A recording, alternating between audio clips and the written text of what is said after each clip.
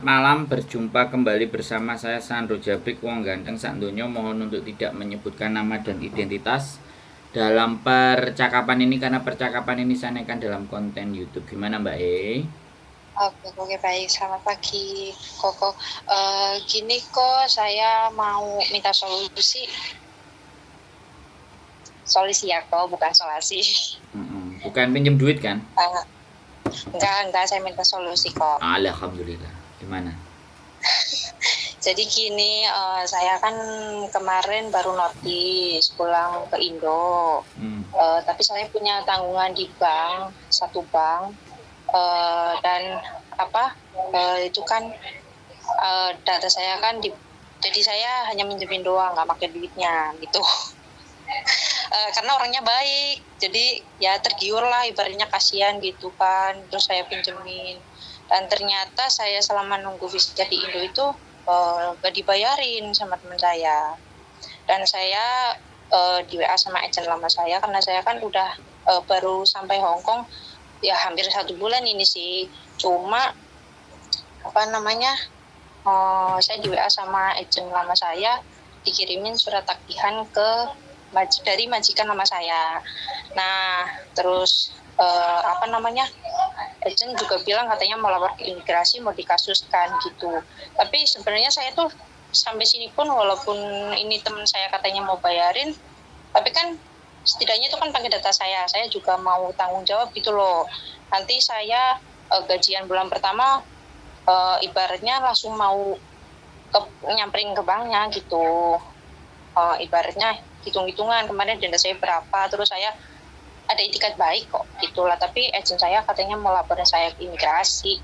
Itu emang bisa nanti ada surat datang ke rumah majikan baru saya?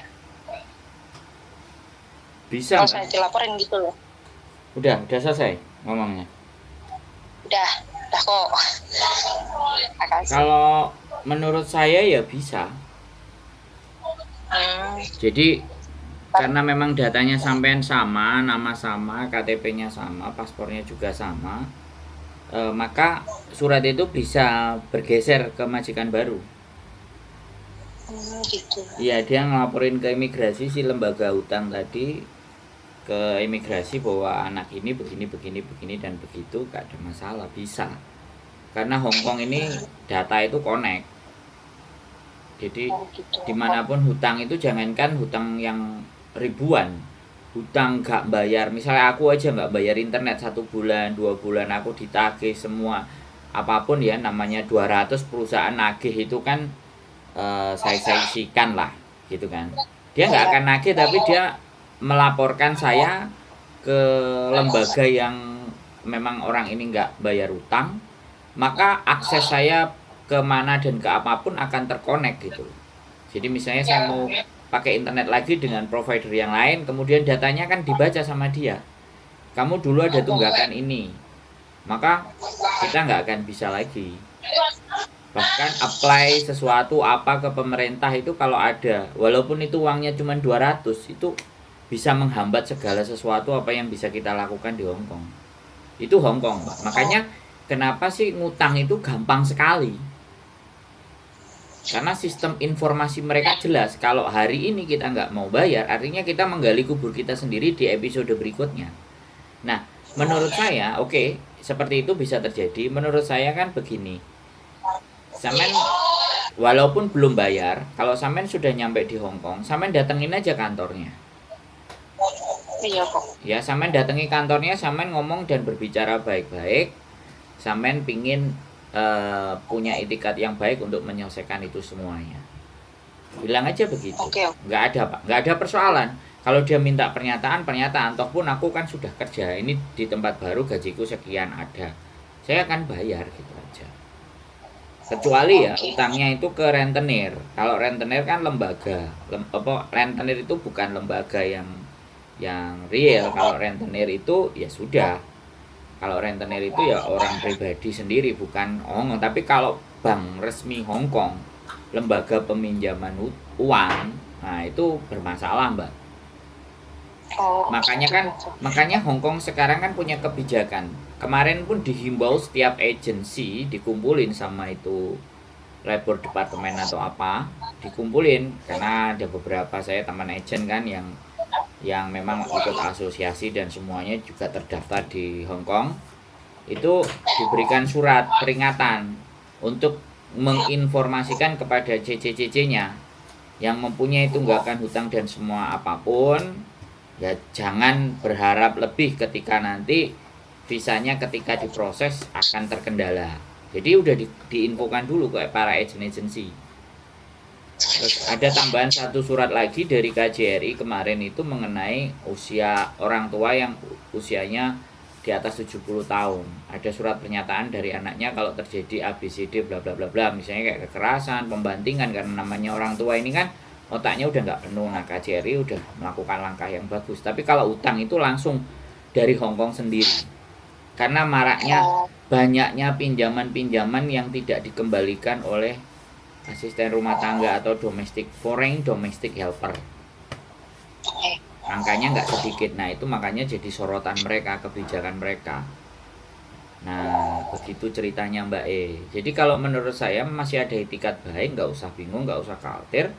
Datang aja ke lembaga peminjamannya, bawa paspor, bawa KTP, sampean ngobrol, nama saya ini, saya ada catatan pinjaman utang, saya belum gajian bulan ini, nanti bulan depan saya gajian, apakah saya harus bikin surat pernyataan atau apapun. Gak usah perlu emosi atau marah-marah. Suratnya sebaiknya saya ambil sendiri aja kalau pas saya libur atau kapan bukanya, nggak perlu dikirimkan ke majikan. Saya yang beretikat baik, suratnya biar saya ambil aja, ataupun saya akan berusaha melunasinya sebelum jatuh tempo tanggalnya. Itu pasti surat nggak akan datang, Mbak. Oh ya, tapi ini kalau saya tanya lagi, saya kan masih harus bayar potongan agensi 2 bulan. Itu berarti kan otomatis saya kan nggak utuh gitu gajinya loh, maksudnya kan 3.000 dibayarin ke agensi, terus sisa kan tinggal 1.000 berapa gitu buat saya hidup 1 bulan. Itu baiknya gimana kok? Ya ngomongnya sama mereka, Mbak.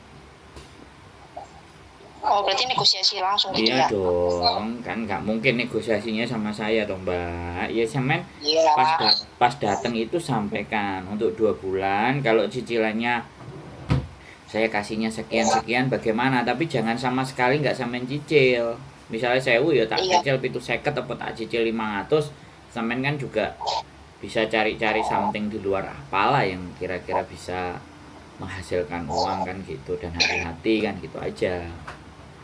Iya, kan menurut saya berarti kalau seumpama agensi itu lapor gitu ke imigrasi itu juga bisa ya, maksudnya nanti ada surat yang lapor itu agensi bukan banknya gitu loh. Loh lah iya Mbak, itu nanti bisa gini loh, si imigrasi nanti ngelapor, kuasa dari imigrasi itu hanya ketika kan sampean udah turun apa belum, ini pertanyaan saya. Saya sudah 3 ya berarti jangan 3 minggu. Sudah turun kan? Baru saya baru sampai udah. Nah, kalau visa udah turun, imigrasi itu mengcancel itu enggak bisa karena sampean sudah kadung dimasuk dan diterima oleh majikan baru. Ya. Imigrasi tidak bisa mengcancel visa sampean. Yang bisa dilakukan sama imigrasi kalau sampean tetap nggak bayar, renew. Dengerin saya ngomong, renew atau sampai nanti break, pulang, balik lagi. Nah, itu yang bisa dia lakukan setelahnya. Nah, tapi kalau seandainya sampean sudah memberikan laporan kepada pihak peminjam hutang dan semuanya, sampean nggak perlu khawatir, tinggal surat lunasnya harus sampean pegang. Jadi, laporan yang masuk ke imigrasi suatu hari nanti begitu renew sampean imigrasi pasti ngasih konfirmasi ke agen yang ngurusi. Agen arek iki utang, kurung balik apa enggak lah. Surat lunasnya tadi dibawa sama agen sampean yang merenew misalnya atau yang mengganti majikannya. Itu disodorin, oh ya wis lunas ya, enggak ada alasan untuk visa tidak diturunkan. Bisa dipahami apa yang saya sampaikan? Bisa. Iya kok. Jadi imigrasi itu tugas dan wewenangnya adalah visa, ya kan? Jadi tidak bisa dicampur adukan. Imigrasi nagih utang ke sampean, itu nggak masuk. Tugas imigrasi itu visa yang diajukan ke dia cukup mencatat rekodnya sampean. Anak ini punya rekod A, B, C, D, E, F, G, dan itu semuanya. Karena imigrasi ini pastinya connect sama polisi, connect sama bank. Identitas di Hong Kong itu nggak kayak di Indonesia. Yang nggak bisa connect. Kalau di Hong Kong jangan macem-macem, jangan coba-coba. Connectnya udah istimewa kalau di Hong Kong. Makanya kan kenapa orang Hong Kong itu patuh gitu loh. Orang Hong Kong itu kalau udah melanggar hukum itu udah kancong, kecuali memang disengaja, preman. Nah, itu beda. Soalnya mereka berurusan dengan data, berurusan dengan informasi. Ini Hong Kong memegang sekali informasi ini. Pembunuhan aja. Saya boleh tanya lagi? Boleh. Satu kali, ini doanya terakhir. Berarti nanti kalau agensi itu udah laporan ke imigrasi kan hanya dicatat, tapi imigrasi nggak akan ngirim ke surat ke majikan yang baru kok? Nah, itu saya nggak tahu. Belum pernah ada ya? Bukan, itu sudah nggak ada yang cerita kepada saya. Tetapi analogi saya berpikir enggak. Analogi saya berpikir enggak. Dia enggak menginformasikan ke majikan CC-mu punya utang, enggak. Tapi surat dari lembaga utang itu bisa berpindah ke sampean.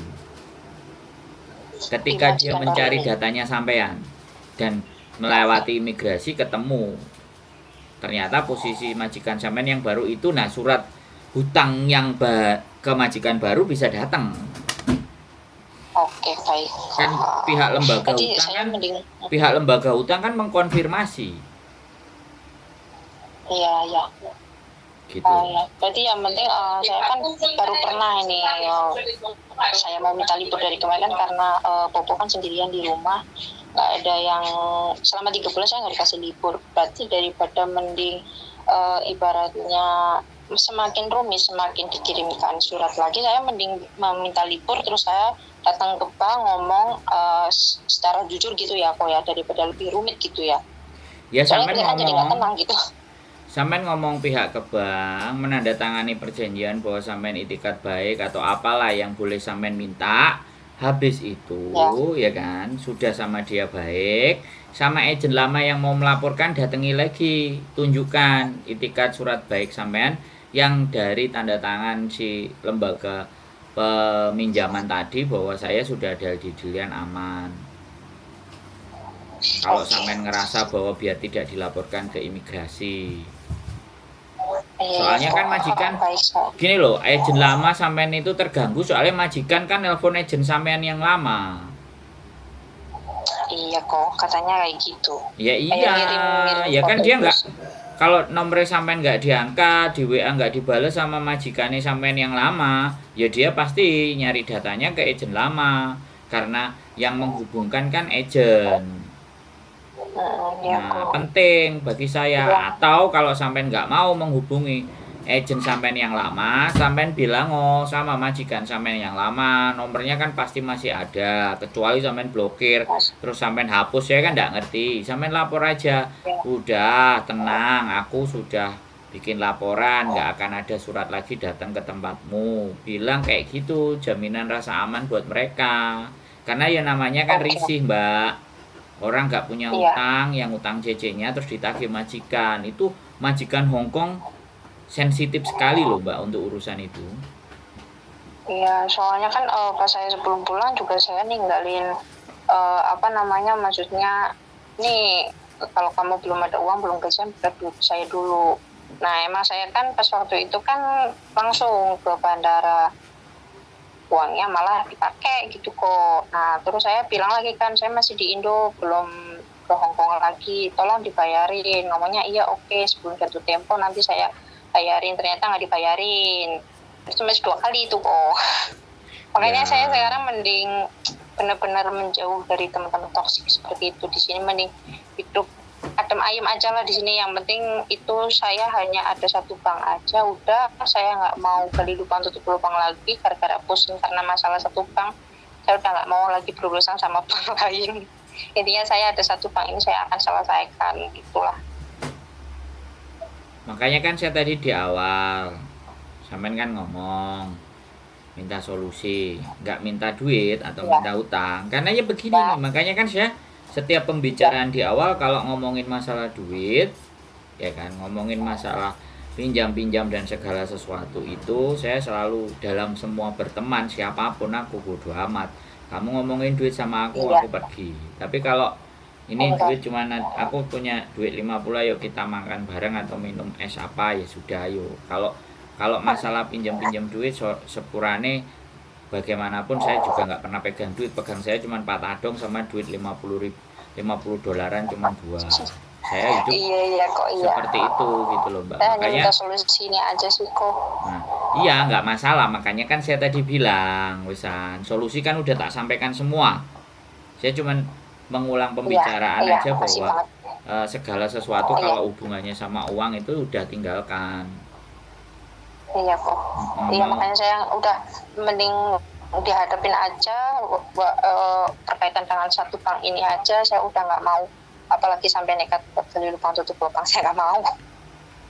Ya, ini hidup ayem aja. Utang ini sudah penyakit yang nggak akan ada habisnya dan nggak akan hilangnya, dan kita tidak bisa menyalahkan siapapun. Iya kok. Ya, utang itu kan terjadi sebuah kesepakatan. Milih temen. Ya udah sering. Ya, aku nggak ngerti sampean sering nonton konten apa enggak. Terus sampean harus kayak gimana. Jadinya kan harusnya kan kita itu bolak-balik berapa puluh kali ya orang konten masalah hutang itu kan udah banyak soalnya gitu. Tapi kenapa hal itu terus terjadi lagi? Ya memang manusianya mau sama mau terus bienne. Ya lingkaran pertemanan toksik gitu kok. Udahlah. Cukup buat pembelajaran satu kali ini aja. Yang penting ya salam maksudnya buat teman-teman juga di sini jangan sampai masuk ke lingkaran pertemanan toksik. Ya makanya berteman sama saya aja. Iya. Berteman sama saya, walaupun nggak usah ke rumah saya, dengerin konten saya, memahami apa yang saya sampaikan, itu kan sudah berteman dengan saya. Iya kok, ya makasih banget udah ngasih solusi. Ya semoga aja kedepannya lebih baik lagi lah. Bisa. Nggak pengen terjerat. Bisa ngelunasin juga. Ibaratnya nih teman saya juga bertanggung jawab kayak gitulah. Ya udah gitu aja kok. Saya makasih banget. Ya sehat selalu ya. Semangat. Iya kok. Oke, makasih ya kok. Sehat selalu. Ya sehat selalu. Sukses ya kok. Ya bye bye.